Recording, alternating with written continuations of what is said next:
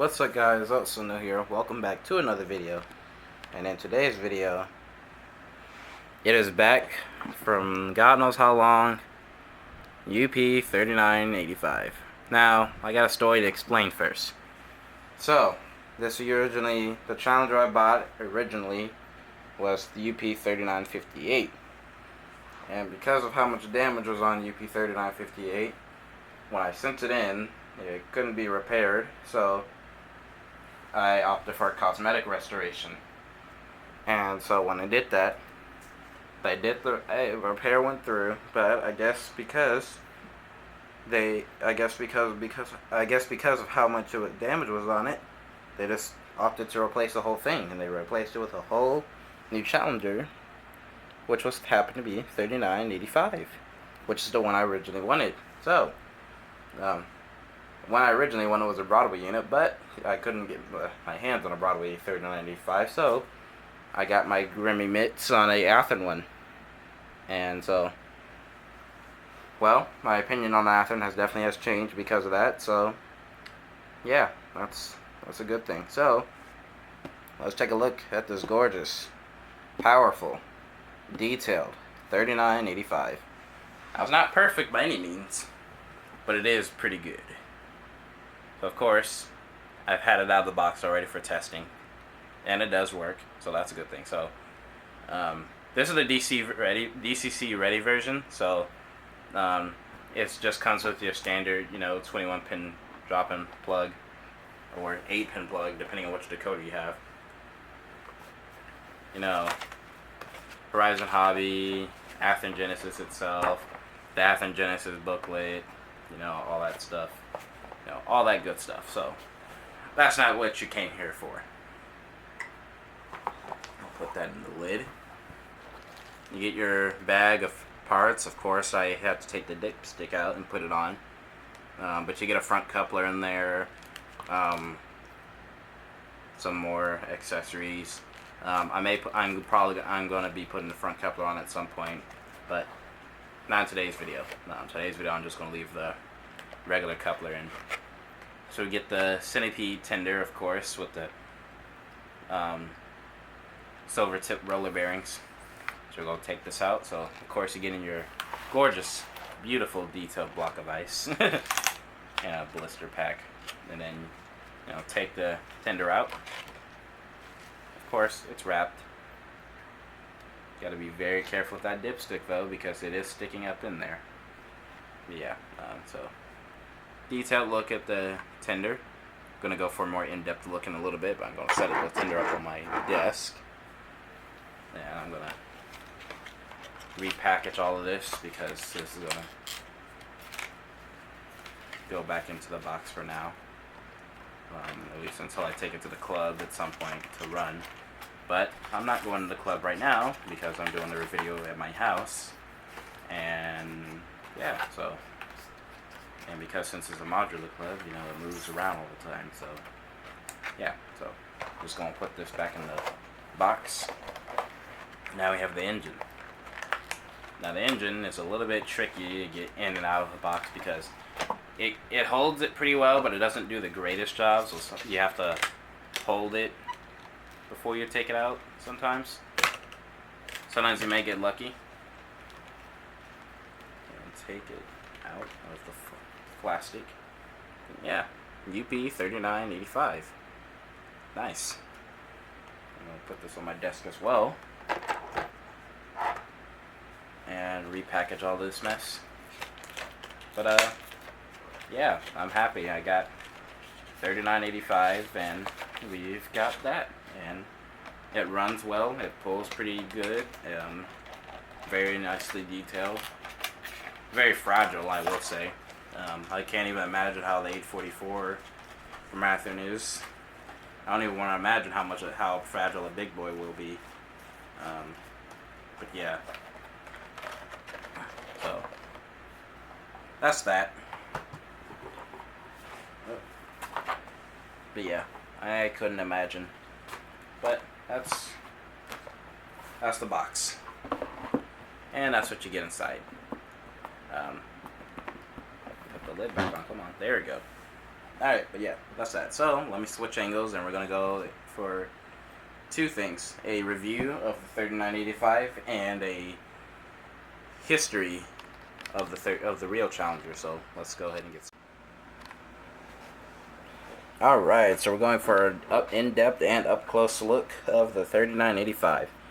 So, I'm going to give a brief history on the real Challengers, and then we'll give a more detailed look of the model itself. So, the Union Pacific Challengers, as they became to famously be known, were a class of 4664 articulated steam locomotives built by Alco in 1936 to 1943.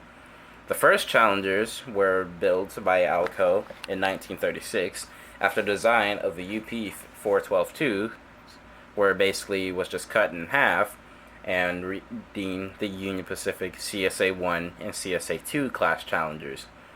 Those were built in 1936 and 1937, and those were the first Challengers to ever be created. However, the person who designed the Challengers was no longer around to design the heavy Challenger, which is what we have here, and what is 3985 and 3977, the other surviving Challenger, was based off of. The heavy Challengers came in 1943 in 5 batches of 105 Challengers ordered for the Union Pacific. But anyway, yeah, so in 1943, 105 Challengers were ordered for the Union Pacific, and they were split into 5 batches. UP 3985 and 3977, the 2 surviving Challengers, were part of that final batch. And that's what these are. This is designed and to resemble the Big Boy, which is why 3985 and 77 have the nickname of Big Boy's little brother.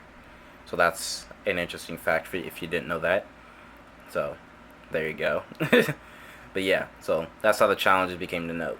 The Challengers were very, very powerful engines at an attractive effort of 97,000 pounds, a weight of 1,075,000 pounds, and a top speed of 70 miles an hour. The locomotives had a 4664 wheel arrangement, which means they had 4 lead wheels, 6 drive wheels, another 6 drive wheels, and a 4-wheel trailing truck. The locomotives were originally built as coal burners. They were converted to oil, and some of them were converted to oil, and the ones that were converted to oil were designated as 3700, were renumbered in the 3700 series. UP 3985 was converted to oil in 1990, and 3985 was restored in 1981. The Challengers themselves were retired in 1950. Were beginning to be retired in the 1950s, in the late 1950s. Challengers in total were all retired in 1962 and scrapped after that. Except for 2, 3985 and 3710, which remained in service with the Union Pacific 844. 3710 is a Challenger that was originally 3977, which still survives today in Cody Park, Nebraska. And information on 3710 is that 3710 was the other locomotive in service on the Union Pacific in 1962 for snow melting experiments, but was then retired and put into storage, and then put on display at Cody Park. It was initially sent to be scrapped, but it was saved by the city of Omaha and put on display in the Cody Park, as I said before. 3985, which was also retired in 1962, was put into storage with UP 4023, the Big Boy, that's at Kennewick Park, was in storage in the Cheyenne Roundhouse, but then moved to display in the Cheyenne Depot. Then it was restored by Steve Lee and his team and other UP employee volunteers. In 1981, it was restored and made its first run to rail fair in 1981, I believe. So that's 3985's history, and kept going all the way up till then. Like I said, it converted to oil in 1990 and ran all the way up and maintained its world's largest operating steam locomotive title for 30 years until 4014 stole it into 2019. So that's that, and that's the history of the famous 3985. Last run, it was in October 2010 and was retired in 2019. A quiet end for the big engine. And For those years as 4014 was being rebuilt, they could have rebuilt this, but alas, they did not. So one day we hope to see it on the rails again. Someday. That's if the UP Steam crew decides to actually do something and bring it back. But time will tell. But anyways, that's enough history of the real UP Challengers. So let's get into the model. Alright, so here we are with the HO scale version of 3985. This is an Athearn model, Athearn Genesis model to be exact, but it is very, very real, very detailed.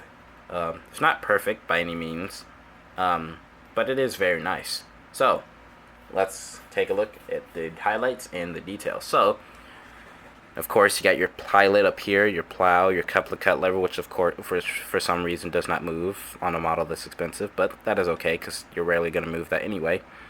You get your swing out coupler, which swings out a dummy HO scale coupler, which actually can be used for double heading. I just double headed my big boy with it earlier, so that was really nice, and surprisingly that it's actually large enough for double heading, so that's good. Okay, your handrails here. Air pump shield right here. Headlight up here, which is not the greatest, but actually, because this is the second run of Challengers that they've done, it's actually a lot more improved. It's still a square opening. It's still a square that peeks through a round opening, but it's a lot brighter than what it used to be. You get your articulation, of course. So, there you go. Treaded walkway up here. Your steel beard, basically, is basically what this came to be known as on the Challenger. On the smoke box door, you got your UP shield with 3985, UP 3985 written on it. Handrail, plastic handrail right here. Plastic non-operational class lights. Best believe that those will be working when I'm done with this engine. Light lit number boards, which do light up a like orangey goldish color, which we will be seeing later. Walkway. This does have treading on it. It does have actual drainage holes in it. You get your handrails coming off the smoke box, and handrails running along down side of the boiler. You got more piping coming off the top right here. That comes all the way down. I believe that's for the check valve or the feed water heater. Can't remember which one. More piping right here coming off the sand dome. More handrails. More cast and boiler detail. This would be poking out for the steam right here. This little piece right there. That's for the steam pipe. That would go down underneath. Yeah, your first set of drive wheels right here. I forgot to also show the air pumps, which are underneath right here. They're pretty hard to see, but they're right there. Sorry about my camera lighting. It's absolutely horrible. You got your lead truck, which isn't blackened, but that is okay. That doesn't really matter too much. You could paint that if you really wanted to. Your front set of drive wheels. You got 6 wheels here, of course. Your lead engine. Of course, this is the engine that articulates. Both engines actually articulate. The real thing, only the front engine would. But your drive gear here. The piston rod actually is plastic, and so is the valve. Not sure why they decided to do that, but this is plastic, but the rest of this is metal. Again, not sure why, but that's okay, I guess. It works, so no complaints. Steam pipes going back to here. You get your air tank right here. There is no capacity or signage on the air tanks like there would be on some other models. You get your rear cylinder right here. Your rear engine with all the drive gear and stuff like that. Again, cylinder piston rod is plastic and so is the valve, but no complaints because it does work very well. Continuation of the boiler right here. More cast and detail on the side.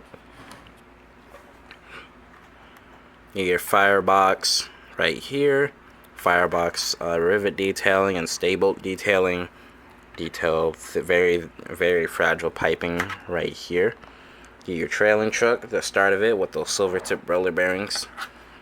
Timken roller bearings to be exact. More piping right underneath the cab.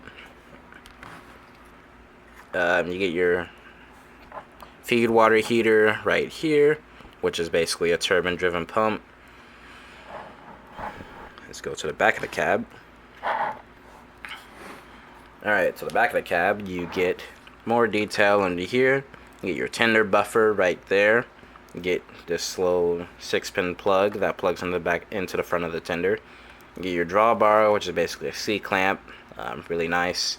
Tread plate, which is nice. You get the back of the cab, which is an all-weather cab on this locomotive. The door on the engineer side opens. The door on the fireman's side does not, but they do have clear plastic inserts. Something I also got to show was the clear 3985 designation here. You have, it's very hard to see, but I will try to read it the best I can. You have 4664, you have 69, nice, which indicates that this locomotive has 69-inch drivers, also nice. Can't read what the rest of that says, but it does, but right here, it does say 404, and 404 on the side of the Challenger's cab means 404,000 pounds is right on top of the drive wheels. So that's the adhesion weight. This is the cab windows, which do open. It's very hard for them to open on the Athearn models compared to the Broadway version, but they do open, so that's good. Usually you would probably want to leave them open on the real thing because it gets very hot in there unless you are somehow immune to heat, which no one on this earth I don't believe is. Also, something I forgot to point out, the dual dynamo, because 3985 had his two dynamos now, compared to what it did back in the Stone Age. But yeah, so that's that. Let me turn the Challenger around. So again, cab detail, of course, looks very nice. Same signage as you would see on the other side. Of course, like I said, the windows do open and close. I have them closed right now, but they do open. The roof hatch on the top also opens. It opens. This one actually stays open. Unlike the other Challenger I had, the 3958, it did not stay open, and actually almost wanted to fall off. This one actually will stay open.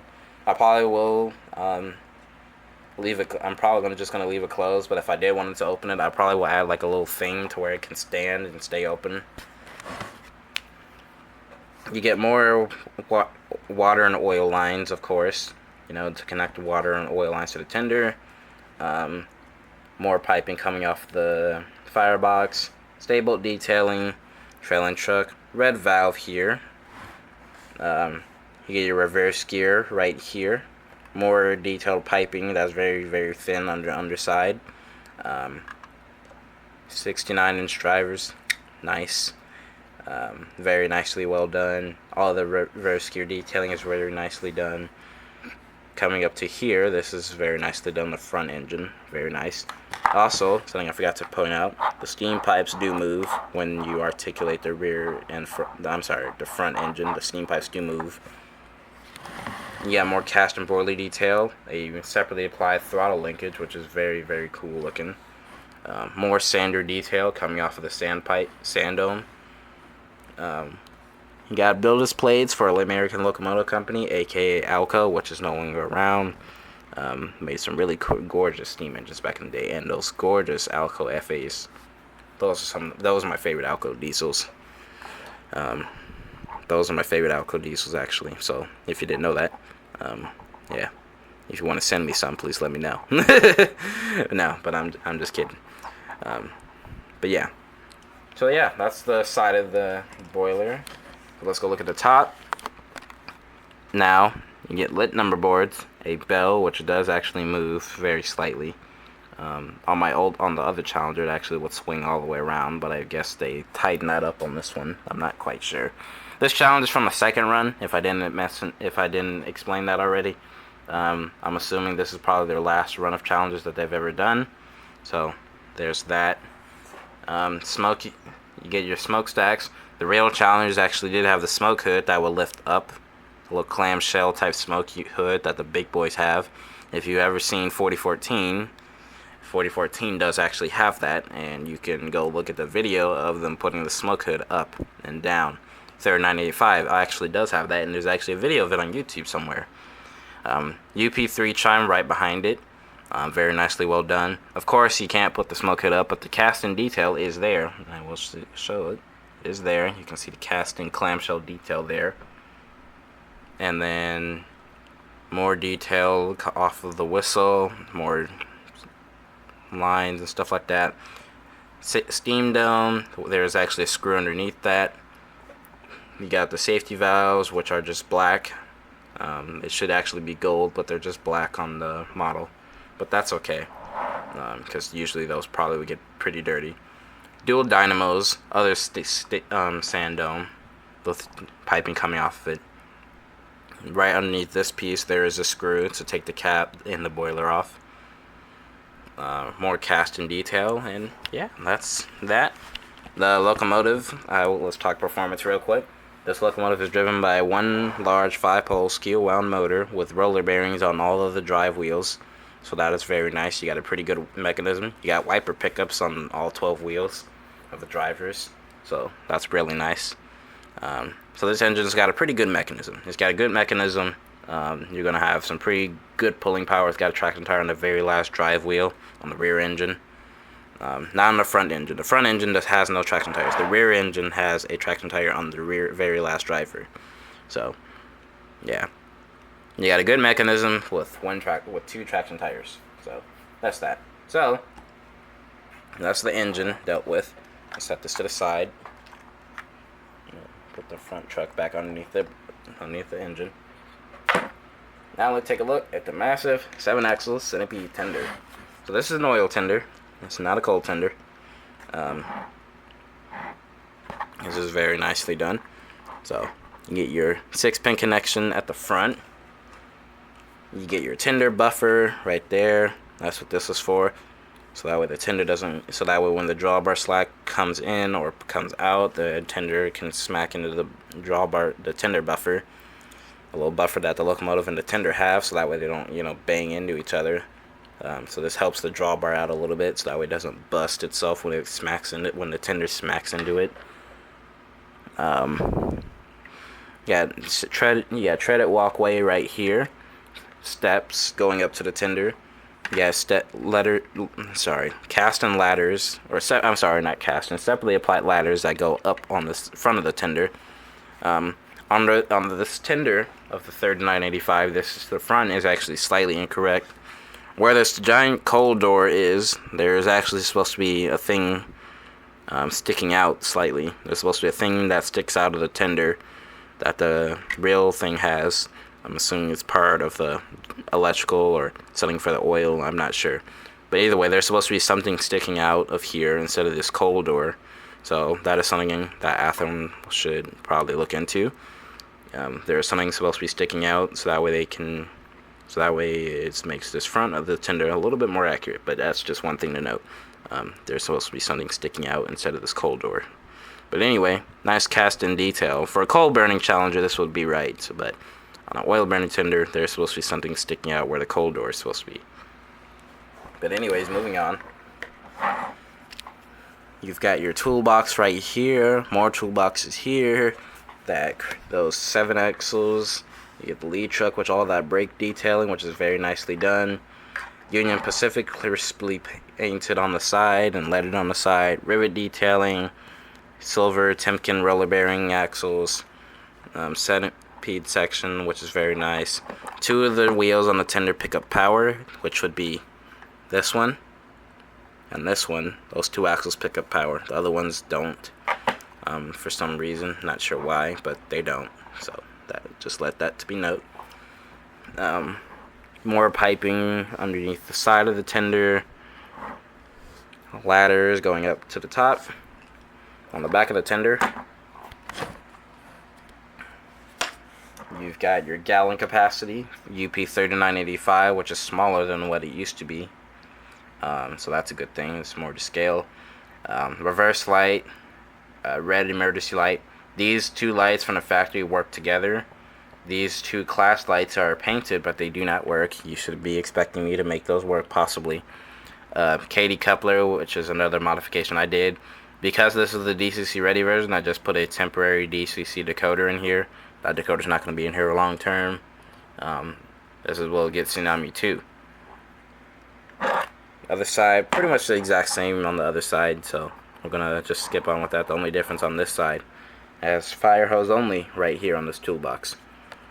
Going up to the top, of course, this is an oil tender, so you got the oil compartments and a dipstick and stuff like that. For the 3980, for this more correctly represents the oil tender when it would be back in the 1950s, not the way it is now. So for the 1950s, this would be correct, but for now, this is not correct by today's standards. So everyone has done the coal version right and the 1950s version of the tender right, but this is not right for the modern day. So there is some stuff here that would not be here on the real tender, or some stuff that is missing that would be here on the real tender. One thing I definitely know I can tell you is there's supposed to be a servicing hose right here. There's supposed to be a servicing hose right here. There's supposed to be a much larger oil hatch somewhere around here, or this was supposed to be a little bit farther back. Actually, no, this is in the right location. There's supposed to be a larger oil hatch around here somewhere. Servicing hose, like I said. Toolbox is correct. Water hatches is correct. And everything else is right. It's just that there's supposed to be servicing hose, larger oil. There's supposed to be a larger hatch, another oil hatch right here. And that's about it. Other besides the MU cables and those three things I showed about the oil compartment, that's about it. Wonder if Broadway is going to get that right on their 844. I'm not going to be getting the Broadway 844 because I'm going to be getting an Athearn 844 soon from a friend. So I will be getting the Broadway 843 if possible. That's if I can get my grimy mitts on one. But that's to be determined in the next couple months. So that's that. And that's that for the Challenger in terms of detail. Now we get to do everyone's favorite part, and that is to run the bastard. So let me go and get the thing let me show you how to connect it. So let me turn the tender around first before I do that. So you grab your locomotive, that's step 1. Grab your tether, that's step 2. You plug your tether in to the plug, and be very careful not to pull the wires on the tether, because that would be very bad, and you would be helplessly trying to get the damn engine to run again if you pulled the tether and the wires and you broke something. You get the tether connected, make sure that it's in properly. You take your drawbar, you line it up, you find that little post on the inside. Once you find it, you push it together, and now you're connected. Now you have a much easier drawbar to connect. I do like this drawbar, I really do like this. Just wish it was wireless, but I'm okay with this. This is good enough for me. The locomotive has a minimum operating radius of 18-inch radius. Don't go anything below that. I am not kidding. That is the absolute minimum this engine will take. To be honest, I was actually surprised that it will go through my crossover, and that crossover is really, really horrible. You'd be impressed to find many locomotives that can go through a Bachmann crossover. I'm telling you, their crossovers are absolutely terrible. So if it can go through a Bachmann crossover, it's usually going to be a pretty good runner. So yeah, that's that. So let's go ahead and put this on a train and let's see it run. Okay, so we're here with the Challenger, and yeah, it looks pretty good. The number board's not bad. Headlight is pretty good. So yeah, it's not bad. Here's the headlight from the front. From the side, you know, it's not too bad. You know, it's pretty good. So yeah, I like this. So that's pretty good. Runs very well, fairly smooth. A little noisy, but you know, of course, that's that Athearn growl for you. So you know how that go. But anyways, as you can probably tell, there is a big boy in the background. Because it's squeaking. Oh, I'll just put some oil on that later. But there's a big boy in the background, and that is a Broadway one. So of course, comparing the big boy to a Challenger isn't exactly a fair comparison. But I will say they are fairly damn close.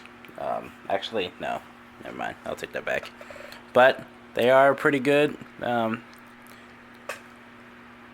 Detail-wise, they both are very nicely detailed engines. But of course, I The Broadway one, the big boy is of course more detailed, and the Broadway one, of course, is going to be more detailed. But for what it is, Athearn did a fairly good job. So I'm fairly impressed. So yeah, so we're gonna go ahead and get this engine running, and we're gonna run it for a little bit by itself, and then of course you should already know we're gonna double head it later on with the big boy. So let's go ahead and get this action rolling.